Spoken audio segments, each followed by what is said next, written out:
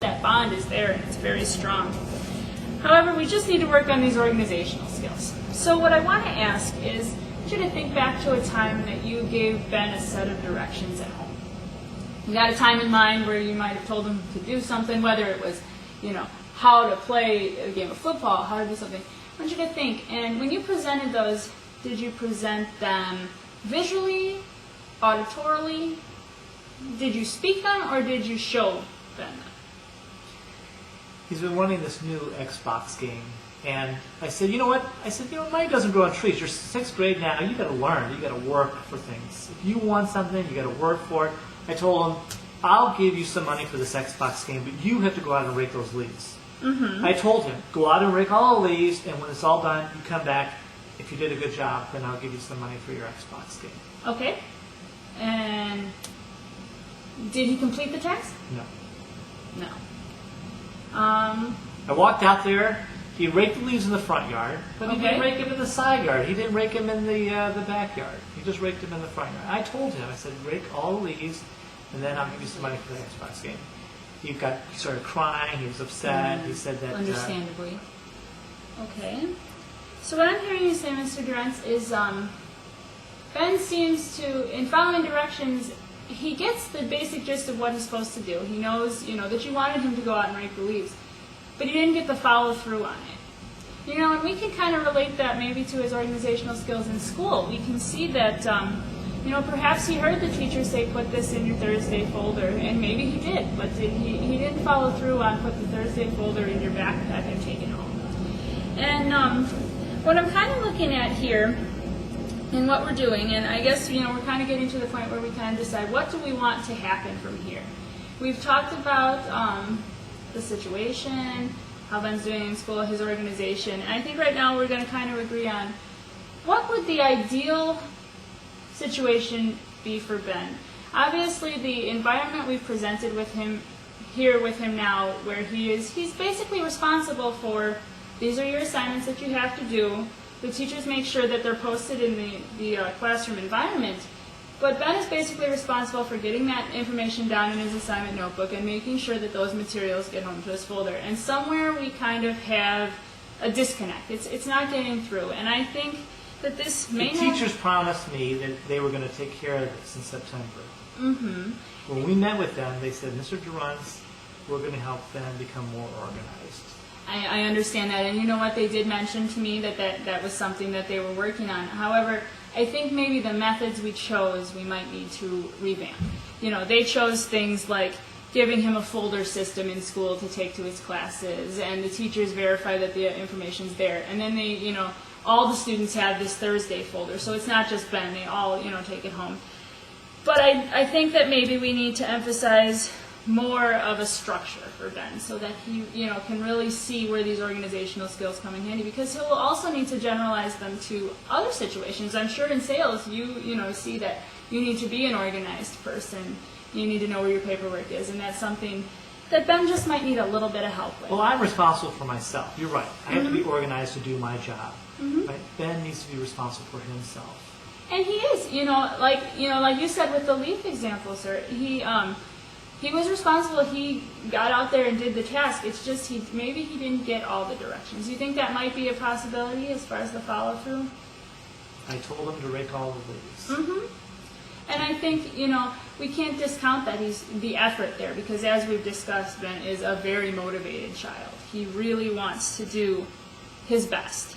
So, what I think that we need to do here is kind of define some changes that might be able to be made in the school environment, and even generalized to home, that can help Ben to follow through with his tasks and to get all his work in and things like that. So, is there anything that you and your wife have implemented at home maybe that's assisted Ben in being more organized, or is it just the school? Well, my wife is kind enough, she does all the laundry, mm-hmm. but she does make Ben put his clothes in the drawers in the proper grouping. So he has to put all of his underwear in his underwear drawers. He's got to put all of his socks in the sock drawers. We don't go so far as to make him fold everything, but at least everything has to be in the correct drawers when they're clean. And so my wife has been pretty good about making sure that he follows those directions, and that he puts all the clothes in the proper drawers in his room. Okay. I don't know if this is something I might have to talk to your wife about, but as long as I have you here, have you noticed that Ben can complete these tasks of getting the clothes in the proper drawers without prompting, or does he need some additional encouragement to do it? I think maybe like the first 2 times, when he was in about 2nd grade or so, my wife said this is an important skill for him to have. So the first 2 or 3 times my wife showed him, this is your sock drawer, this is where your socks go, and she showed him to put all the socks in the sock drawer. Then she said, this is your underwear drawer, this is where all your underwear goes, and she showed him how to put all the underwear. Now my wife is nice enough to fold it. We don't force him to fold it, but she showed him maybe 2 or 3 different times that all the clothes have to be separate and go in their separate drawers. And since then, he now knows, don't put the socks in the underwear drawer, and don't put the underwear in the pants drawer or the shirt drawer. Okay, so what I'm hearing, Mr. Durrance, is that Ben perhaps might be more of a visual learner. He might need that modeling to show him how the task should be completed. So let's apply this back to the leaf raking example that you gave. What might have been a way, based on what you said about the sorting the laundry, how might you have presented the directions to Ben so that he might have better gotten them? I was watching the Bears, and I just told him maybe what I could have done is wait till maybe halftime or so, and then walked outside with him, and then walked him through the front yard, and then walked him to the side yards, and then walked him to the backyard, and kind of showed him all the different spots I wanted him to rake. That may have been very beneficial. And I would encourage you, in future situations where you might have been completing a task that has multiple steps to it, to use that approach. And which brings us to applying that academically. In terms of an ideal learning environment, let's try and think what changes can we make to the classroom. Because what's going to happen here, I think, is that we need to have a multidisciplinary committee. You know what that is at all? No, what is that? Okay. Does that cost money?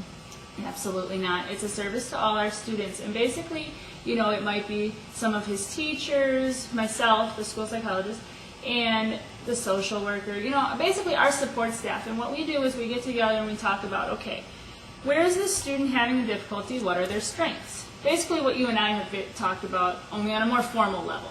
And we talk about, okay, so we would say, Ben is a witty student, he's motivated, he just, he loves sports, he just, embraces life, because he really does. He does. And so we see that, and then we say, okay, but he might have a little bit of a difficulty with organization, which right now might not be, a huge downfall or anything like that. It might not be a problem, but when he gets out into a job, we need him to be able to complete a multi-step task, which is something I'm sure you can relate to.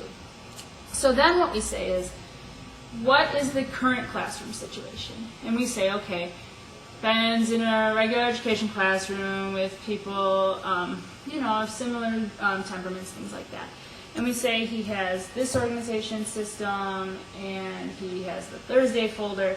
We say he could benefit perhaps from somebody demonstrating how do you use the Thursday folder, what actually goes in there, because I don't know that it was actually defined for him. And something as basic as a teacher just sitting down with him, maybe you yourself could come too, so you could say, later on you could say, I don't know what day, because again the teachers promised me they were going to take care of this.